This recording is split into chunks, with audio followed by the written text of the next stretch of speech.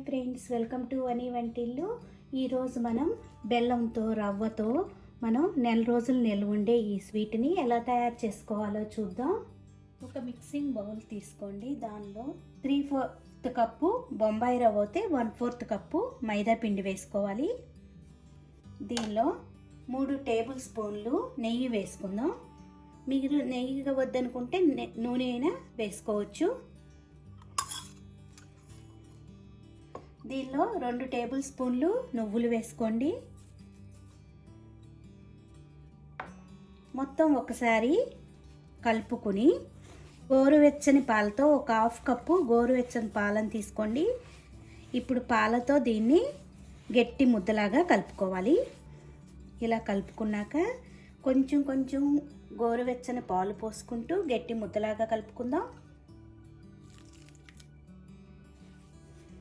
ఇలా ముద్దలాగా కలుపుకున్నాం కదా, నాకు 1/2 కప్పు పాలే సరిపోయినాయి. ఇలా ముద్దలాగా రావడానికి 1/2 కప్పు మిగిలినవి.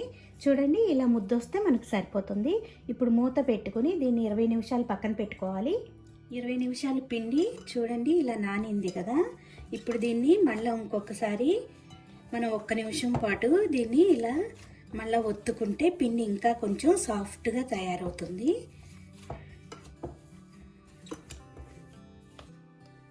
ఇలా సాఫ్ట్గా అయ్యాక ఈ ముద్దని 2 భాగాలుగా చేసుకుందాం.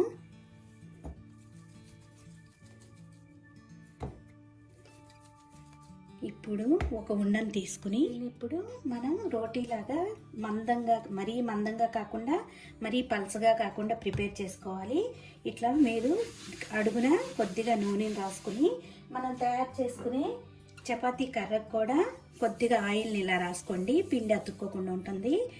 ఇలా ఇప్పుడు ఈ ఉండని మనం రోటీలాగా చేసుకోవాలి.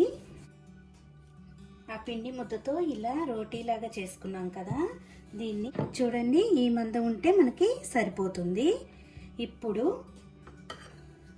అంచులు షేప్ ఉండవు కాబట్టి అంచులు కట్ చేసి తీసేద్దాం. మీకు స్క్వేర్గా కావాలన్నా డైమండ్గా కావాలన్నా కూడా కట్ చేసుకోవచ్చు.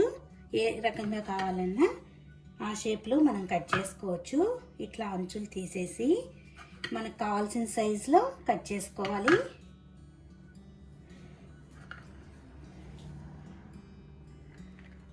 మీరు కట్టర్ని అయినా యూజ్ చేయొచ్చు, చాక్తో అయినా కూడా ఈ విధంగా కట్ చేసుకోవచ్చు.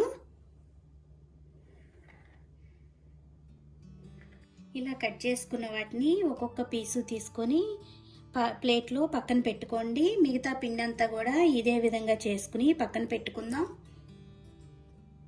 అన్నీ ఇలా రెడీ చేసుకున్నాం కదా. ఇప్పుడు స్టవ్ ఆన్ చేసుకుని ఒక బాండీ పెట్టుకోండి. దానిలో డీప్ ఫ్రైకి కావాల్సినంత ఆయిల్ వేసుకోండి. ఆయిల్ వేడయింది. ఒక్కొక్కటి దీనిలో వేసి వేయించుకోవాలి.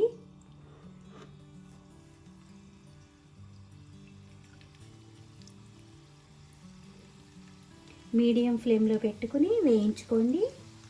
ఈ క్రిస్పీగా అయ్యే వరకు వేయించుకోవాలి.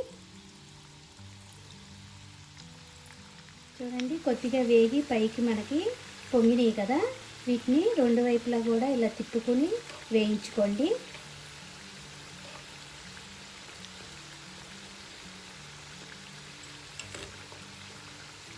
ఇలా వేగితే సరిపోతుంది. బయటికి తీసాక మనకి ఇంకొంచెం కలర్ అనేది వస్తుంది.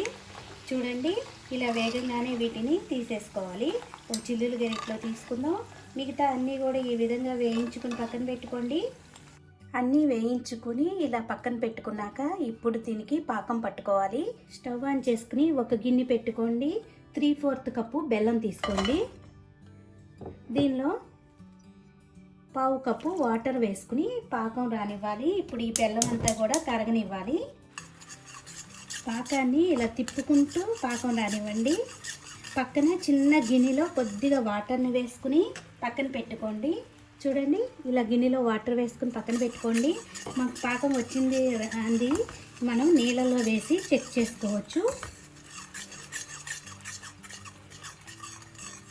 చూడండి ఇలా పాకం వచ్చాక మీకు వచ్చిందో రాదో తెలుసుకోవటానికి ఇట్లా వాటర్లో 2-3 చుక్కలు వేసుకోండి. ఇలా వేసుకున్నాక మీరు చేత్తో దాన్ని కదిలిస్తే చూడండి ఇట్లా మనకి తీగలాగా ఉండలాగా వచ్చింది కదా. ఇప్పుడు మనకి పాకం వచ్చినట్టు. ఇప్పుడు స్టవ్ ఆఫ్ చేసుకుని మనం వేయించుకున్న వాటిని దీనిలో వేసి కలుపుకోవాలి. వీటన్నిటికీ పట్టేలా కలుపుకోవాలి. ఇలా కలుపుతుంటే మనకి పాకం గట్టి పడిపోతుంది. వీటన్నిటికీ చక్కగా పట్టి తినటానికి ఎంతో బాగుంటాయి.